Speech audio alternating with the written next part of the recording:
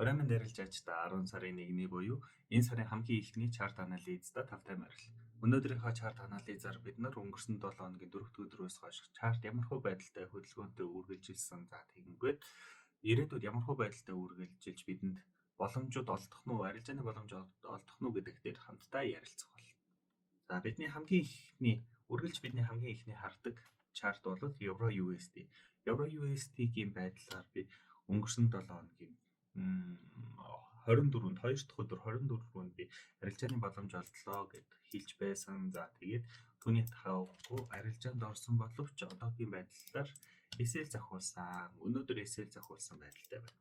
Тэгэхээр энэ хөдөлгөөн цаашдаа яах вэ гэхээр энэ маань өөрсдөө 1-р давалгаа, 2-р давалгаагаа хийгээ явж байна. Том цагийн 2-р давалгаа маань энд дууссан гэж үзээд бид нар 3 дахь давалгаагаа эхлүүлсэн гэж үзсэн. Гэвч одоогийн байдлаар хөдөлгөөн маань нэлээд хүчтэй доошоо явж байгаа учраас хэрвээ бид нарын энд байгаа 2-р давалгааны төгсгөл гэж үзсэн энэ invalidation цэгийг доошоо сэтлээд ороод ирэх тохиолдолд бид нар 2-р давалгаа маань дуусаагүй байна гэж үзээд шинэ үүсгэсэн ёроол руу ерөнхий цагийн 2-р давалгаа маань зөөгдөх болно. За тэгэхээр энэ доторх бүтэц бас дагаад өөрчлөгдөх болно. За одоогийн байдлаар бол invalidation цэгийг сэтлээгүй байгаа учраас бид нар ханшийг үргэлжлүүлэн өсөх болов гэсэн таамагтай байна.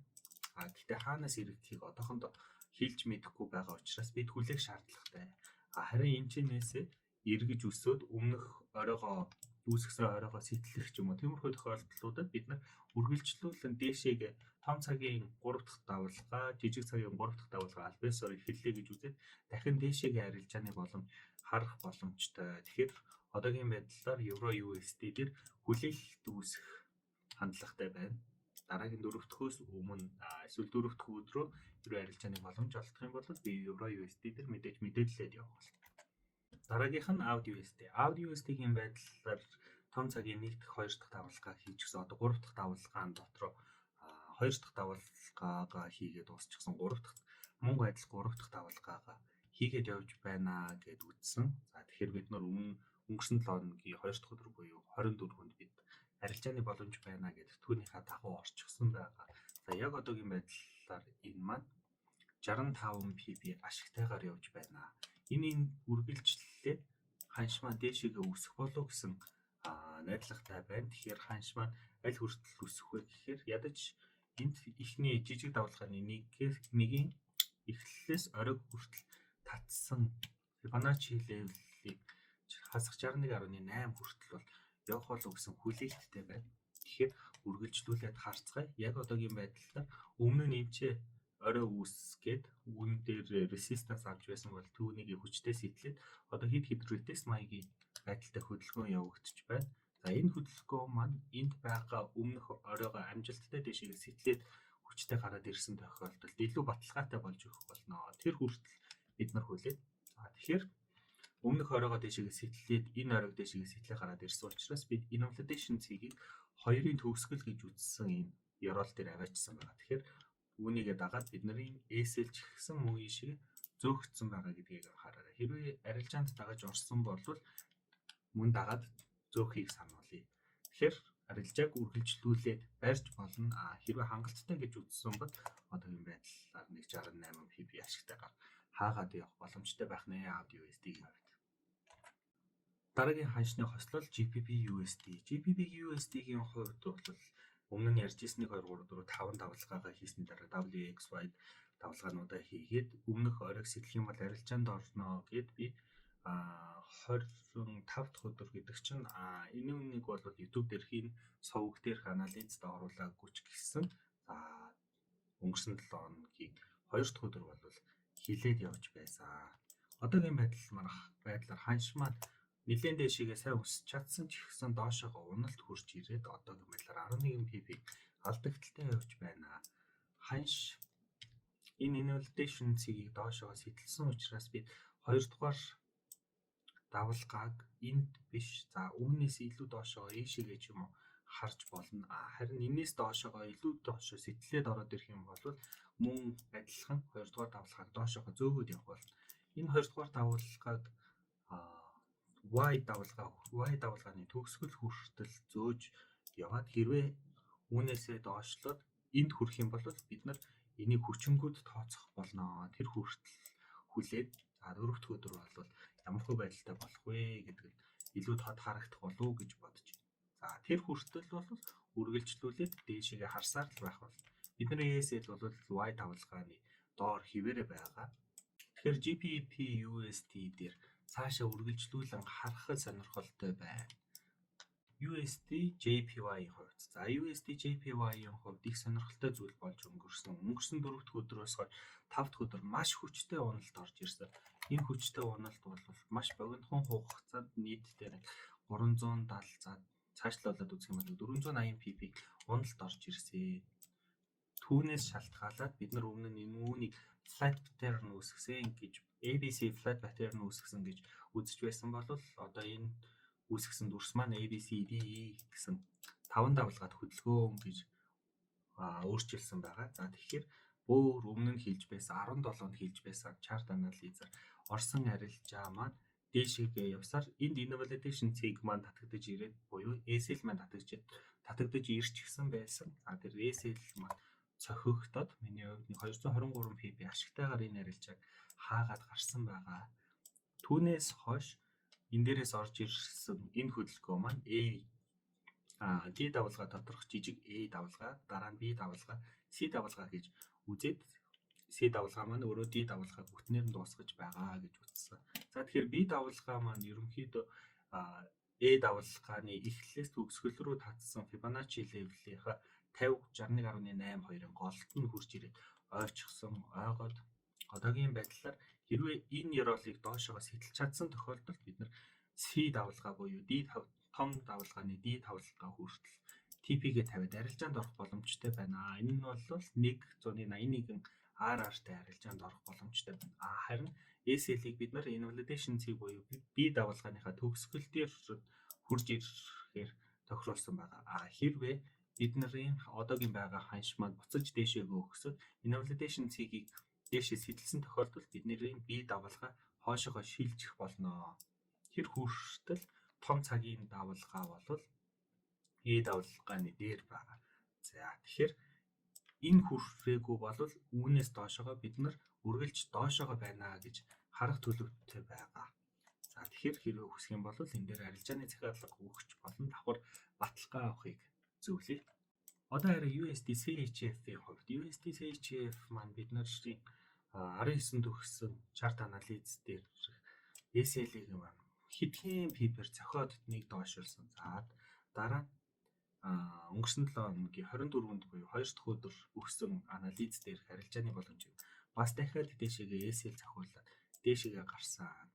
Үүнээс улбалаад бид ABCDE гэсэн бас паттерн үүсгэсэн байдалтай байна гэж үзсэн. За тэгэхээр энэ паттерн маань одоо доошоогоо уналттай байна. Үүнээс ч цаашаага доошоогоо унах болов уу да гэсэн хүлээлттэй байна.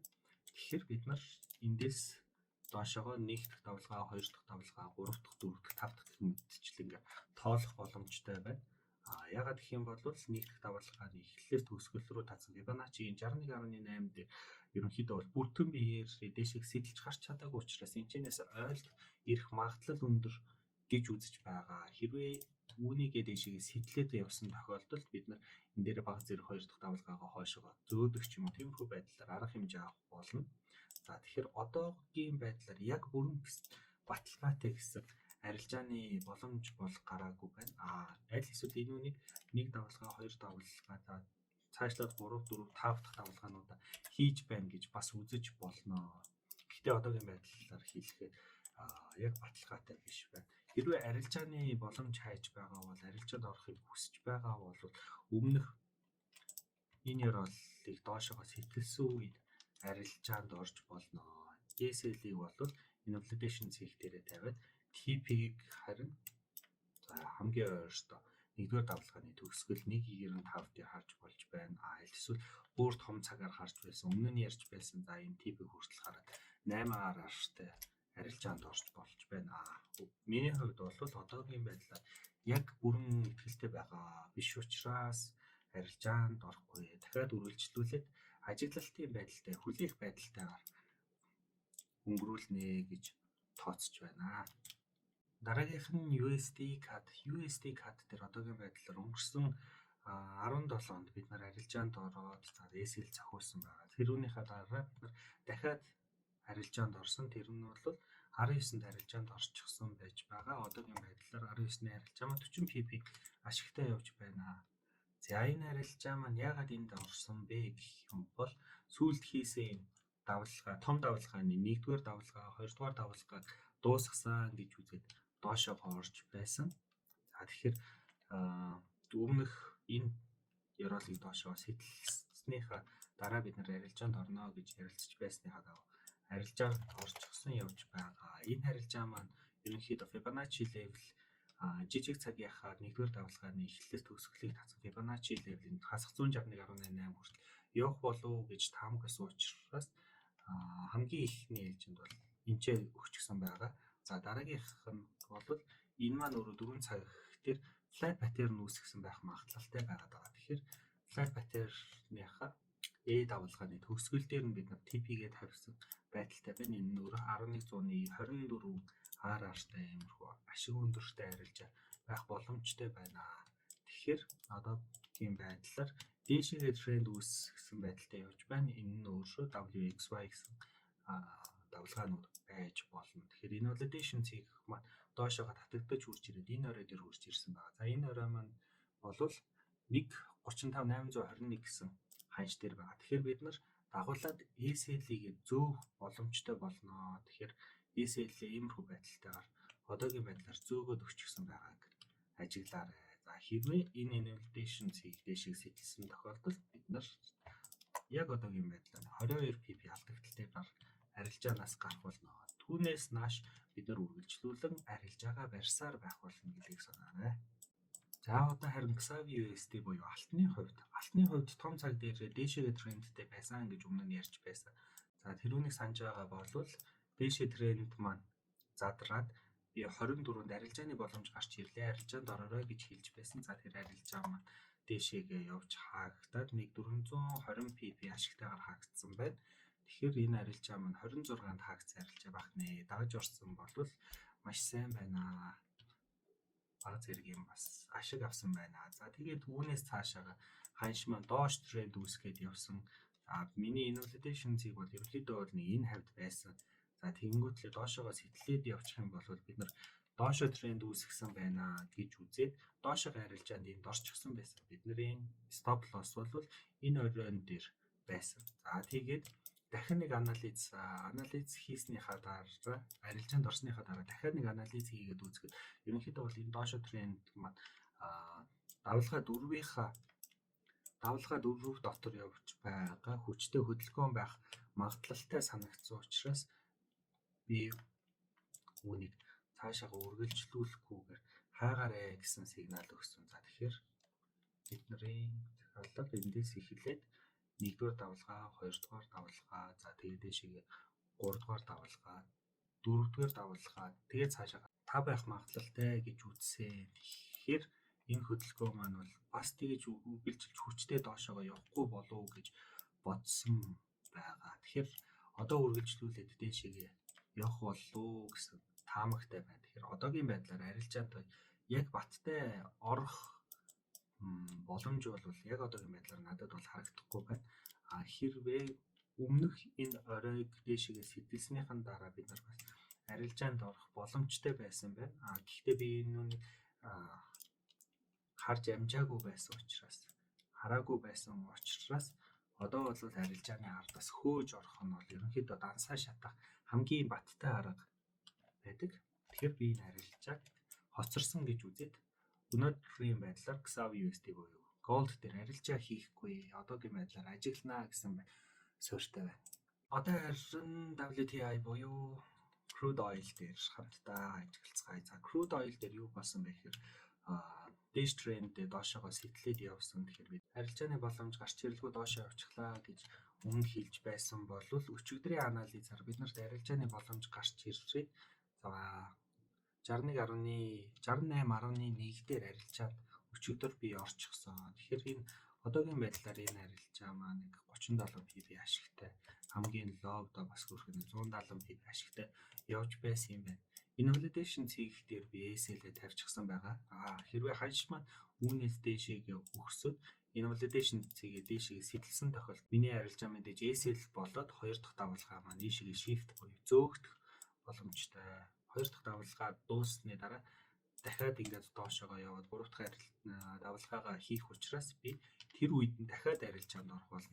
Түүнээс өмнө SL-ийг маань цохихоос өмнө бол би үргэлжлүүлэн доошоогоо харсан хэвээрээ байх болно. Тэгэхээр нэг дахь давалгаа, хоёр дахь давалгаа, цаашаага 3, 4, 5 дахь давалгаа гэх мэтчлэн явах болов гэсэн төлөвтэй байна. Одоогийн байдлаар миний энэ арилжаа маань нэгдүгээр давалгааны эхлээс төгсгөл рүү татсан Fibonacci level-ийг хасах 161.8 хүртэл харчихсан байгаа.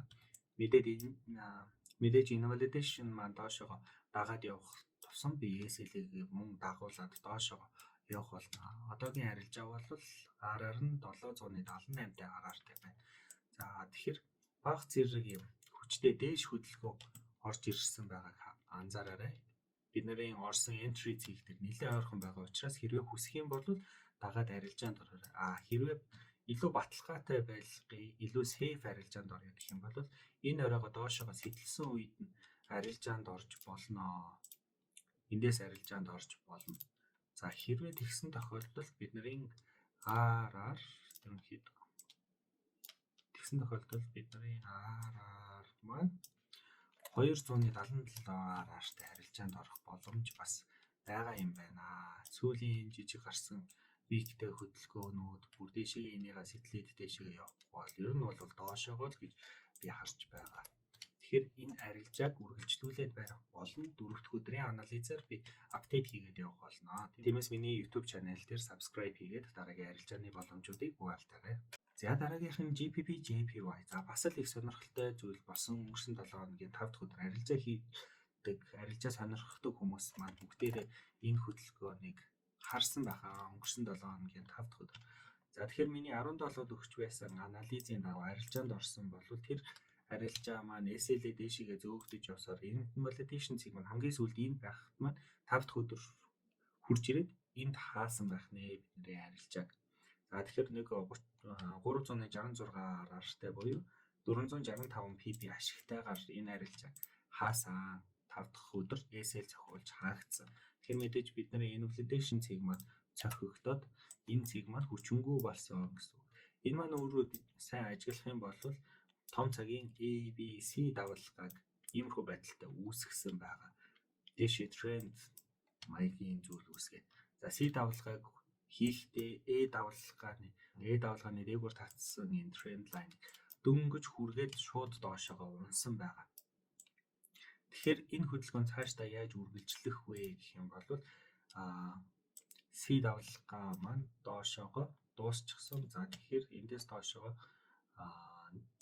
ингээд иймэрхүү байдалтайгаар хөдөлгөөнийг үргэлжлэх болов. За тэгэхээр Fibonacci level-ийнхаа 50-61.8 дээр бас ойлт үзүүлсэн USD JPY шиг тэгээд доошоогоо явсан учраас би яг энэ оройг доош сэтлэх үед нь арилжаанд орчихсон явж байгаа. Гэхдээ одоогийн байдлаар арилжаа маань нэг ч холдоогүй 38 pp ашигтайгаар явж байна. Хэрвээ буцаж нэг багахан зэрэг засварын хөдөлгөөн оруулаад доошоогоо явсан тохиолдолд та бүхэнд маань бас арилжааны боломж олдох болно. Хэрвээ хүсэх юм бол энэ дээр лимит ордер тавьж өгч болно. Лимит ордер тавих ханш чинь 191.870 гэсэн ханш дээр байна. Тэгэхээр энэ хэсэг дээр мөн арилжааны боломж бас харж болох нэ. Өнөөдрийн хамгийн сүүлийн хослол бол Euro JPY. Euro JPY маань мөн адил JPY хослолуудтай бусад хослолуудтай адил маш хүчтэй доошоо унсан. Тэгэхээр yen дээр бол хүчтэй хөдөлгөөн орж ирсэн.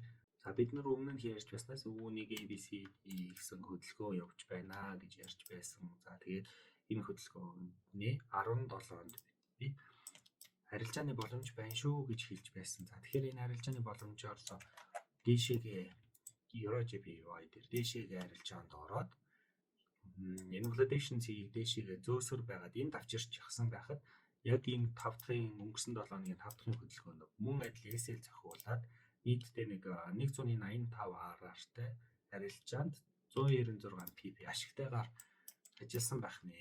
За За тэгэхээр Euro JPY маань GBP JPY-тайгаа мөн л адилхан нэгдүгээр давалгаа, хоёрдугаар давалгаагаа хийгээд явж байгаа. За тэгэхээр эндээс нэг иймэрхүү байдалтай явж байгаа. Цаашаагаа 3, 4, 5 гэх мэтчлэнгээр явах болов. За тэгэхээр нэгдүгээр давалгаа дуусаад хоёр дахь давалгааг хийж байхдаа энэ чэнэс ABC гэсэн иймэрхүү байдалтай арга давалгаа үүсгэсэн expanded flat pattern үүсгэсэн байдалтай гэж үзсэн байгаа. Одоогийн байдлаар бид нарын invalidation цэг маань 2 дугаар давалгааны төгсгөл дээр гэж үзэж байна. Харин том цагийн invalidation маань C давалгааны төгсгөл дээр гэж үзэж байгаа. Тэгэхээр одоогийн байдлаар ханш доошоо уналттай байгаа. За би энэ дээр хэрвээ арилжаанд орсон бол үүнийг сэтэлэхэд доошоо би sell арилжаанд орох боломжтой байж үүнийг амжиж хараагүй учраас би мэдээж арилжааны ардаас нь орохгүй. Тэгэхээр ханш маань цаашдаа дээшээгээ өсөөд хэрвээ бидний C давалгааны төгсгөл буюу 2 дахь давалгааны төгсгөлийг дээр татсан invalidation-ыг зохих юм бол энэ маань цаашаа баг зэрэг хоошоо татагдах баг зэрэг өөрчлөлтүүд ороод явах болно. Тэр хүртэл бид нар арилжааг доошоогоо үргэлжлэх болов гэсэн таамагтайгаар байна. Хэрвээ үнэхээр дээшээгээ сэтлээд ороод ирсэн тохиолдолд энэ хэсэг ханш дээрээ би доошоогоо арилжааны сэл арилжааны боломж дахин хайж эхлэх болно. Өнөөдрийн чарт анализ таалагдсан гэж найдаж байна. Дараагийн удаад 4-р өдөр буюу 10 сарын 3-нд хамтдаа дараагийн апдейтийг хийцгээе. Ханшин дээр ямар өөрчлөлт гарсан байна, хэрвээ шинэ боломж олдсон бол түүн дээр хамтдаа арилжаанд ороод явцгаая. Мөн хэрвээ та Forex арилжаа сурах хүсэлтэй, дээрээс нь ялангуяа Elliott Wave swing арилжаа хийх хүсэлтэй байгаа бол бидний community-д нэгдээрээ миний community-гийн линк буюу Telegram-ийн линк доор комент хийсэгт үлдээчихсэн байгаа. Мөн нэмээд хэлэхэд миний YouTube суваг одоогийн байдлаар шинэхэн байгаа учраас комент үлдээх, subscribe хийх, лайк дарах гэх мэтчлэнгээр манай channel-ыг дэмжээрэй. Тэгснээр бидний үйл ажиллагаа илүү их амар линкүүд ч амар тавигдах болно. Тэгэхээр амжилт хүсье. Дараагийн 4-р өдөр хамтдаа уулзцаая. Бай бай.